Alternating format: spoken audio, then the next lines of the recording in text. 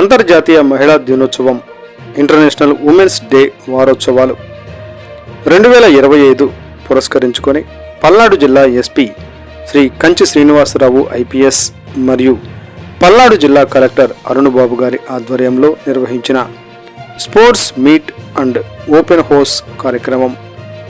ఆంధ్రప్రదేశ్ రాష్ట్ర ప్రభుత్వం వారి యొక్క ఉత్తర్వుల మేరకు మహిళా దినోత్సవం వారోత్సవాలలో భాగంగా ఈరోజు ఉదయం 10 గంటలకు పోలీస్ పేరేడ్ గ్రౌండ్ నందు రెవెన్యూ మరియు పోలీసు శాఖ వారి సంయుక్త స్పోర్ట్స్ మీట్ ఏర్పాటు చేయడం జరిగింది.